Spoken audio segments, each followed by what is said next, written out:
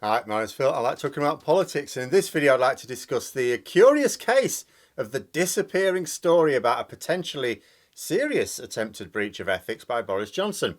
A highly damaging story was published and then deleted and then published again and deleted again by Tory newspapers. What is going on? But first, if you'd like to be notified of daily news and politics, please subscribe to the channel and click the bell notification icon.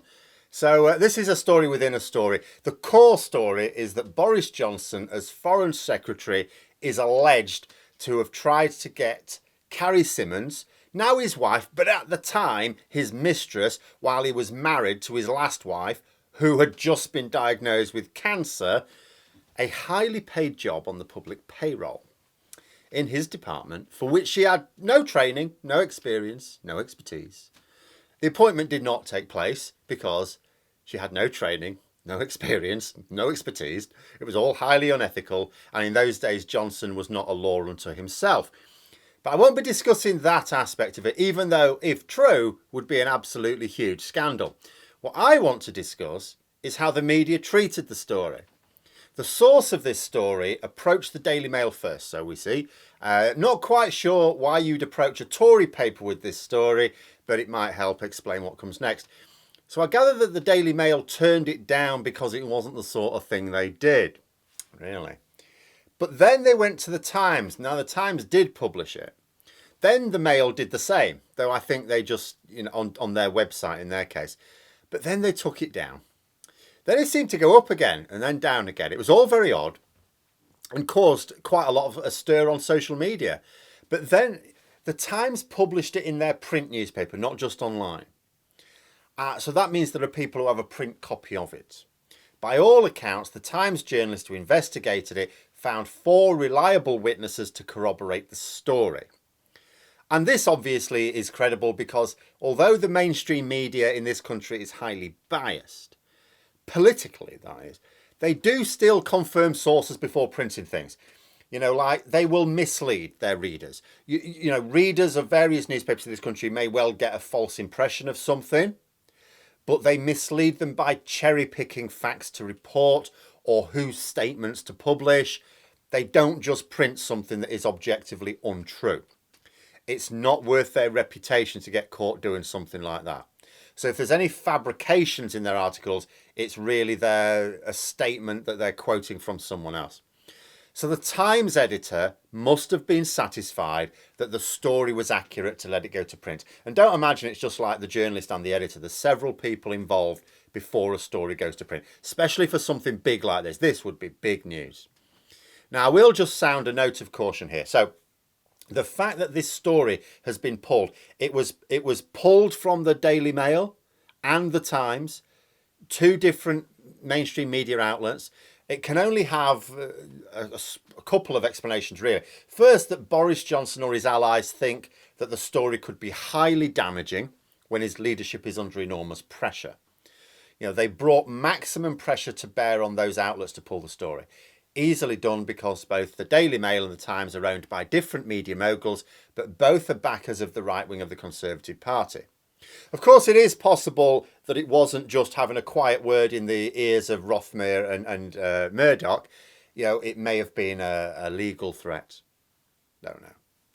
But then the second possibility, just as juicy as this story is, and as believable it is given Johnson's character, and that as much as a journalist may have believed that they had corroborated it with reliable witnesses, it is just possible that the story may not actually be true, and that the editors at these papers had genuine doubts after publication, and that is why they pulled it.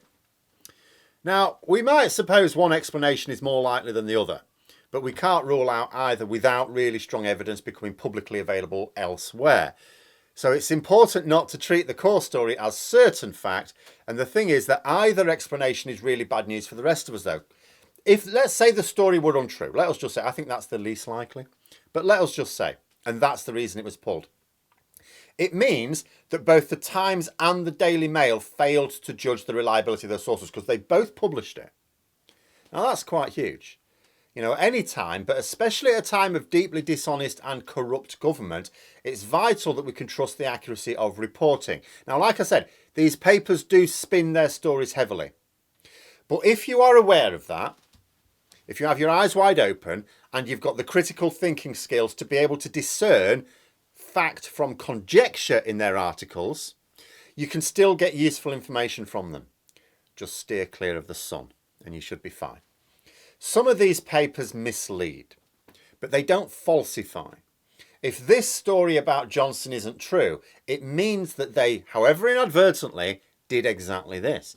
And that story had to get past multiple people, like I say, including senior editors, before being published. Now consider that.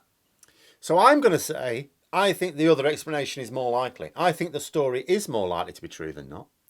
Not certain, but on the balance of probability, I think it very unlikely that two different newspapers that are very old newspapers and have got people in charge who know what they're doing, with two different owners as well, and their own teams of journalists, editors, legal advisors, that they were both hoodwinked at the same time in the same way seems spectacularly unlikely. I think this is a case of either political or legal pressure being brought to bear to have the story pulled. And if this is the case, it also means that even when a story of national interest jumps the hurdles of the political interests of a news outlet, it can still be mugged after the finish line of publication if the government are sufficiently upset about it. Because it does matter, if it is the case that it was pulled because of action by the government, what was that action? Was it political action? Was it a word in the ears of the owners? Or was it legal action, an injunction? Now, I don't know necessarily what, if we go through the political action at the moment, what it means is that the media are prepared to cover for Boris Johnson. If there was no legal necessity for those newspapers to pull that, it means they're prepared to cover for Johnson. And even if they were threatened with an injunction, then they still need to fight it if they're sure of their sources and make sure this story gets republished. I mean, we know that a lot of these media outlets cover for Boris Johnson anyway. The Times not so much, the Daily Mail definitely. But if Boris Johnson's preparing to threaten newspapers, and those newspapers are prepared to give in to those threats, that could represent a significant escalation of Johnson's control of the media, which is always one of the central planks to any path towards fascism, and has been a feature of his premiership. It began when he moved press conferences from Westminster to Downing Street in order to ban journalists that might ask awkward questions, because they used to take place in the Palace of Westminster, where the government had no say over which journalists got their press passes and got to ask questions. He moved it to Downing Street, where he could carefully control who came in. You know, he's threatened licenses for the BBC if they won't toe the line. He's going to sell off Channel 4 just to teach Channel 4 News a lesson. You know, if it now means telling newspapers to cancel stories that they're satisfied are true after they're published, that's another phase. You know, if Johnson believes the story to be untrue, of course, he has the option of defamation proceedings and the injunction. If that is what it is, that may be part of it. But if these journalists are quite sure of their sources, they, as I say, they should be pushing for it. It shouldn't be for the Prime Minister to tell a newspaper to drop a story unless he's got good reason to believe it is untrue. Especially one that's clearly in the national interest, because this is massively in the national interest. And that's not just my opinion as well. Like David Hewson, who's a former Times journalist, has been saying that this decision by the Times is very, very odd. You know, and it may also be strategically careless. So if it is a political decision, if they've not been forced legally to pull it, if it is political, it could well play against them because the story's been published. You might not find it online. Sorry, there's not going to be a link below. It doesn't exist online as far as I can see, but it's still in print.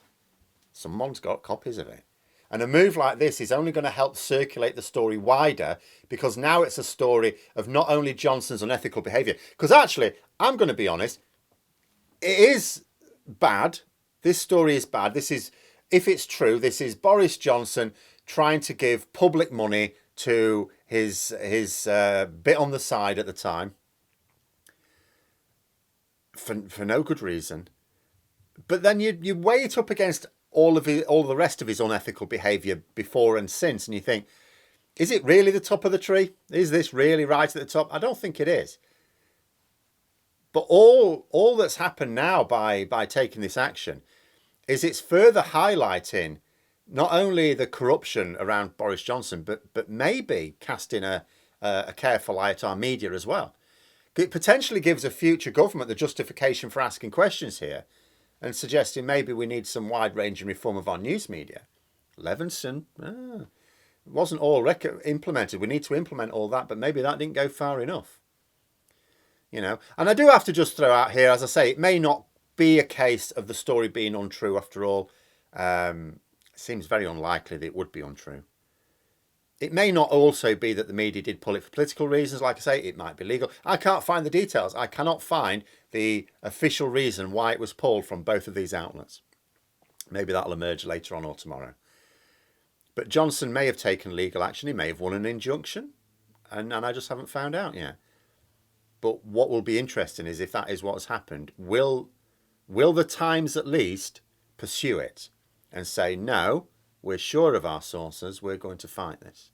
Because if they don't, all that's going to happen is their story's going to spread via social media, isn't it? Why would Boris Johnson put serious effort into suppressing this story when his reputation for cronyism is now well established? People may start to think, is there more to this story? Is there more to come out? You know, like Partygate, we've heard a thing and then we heard another thing and it kept escalating. Is there more to this?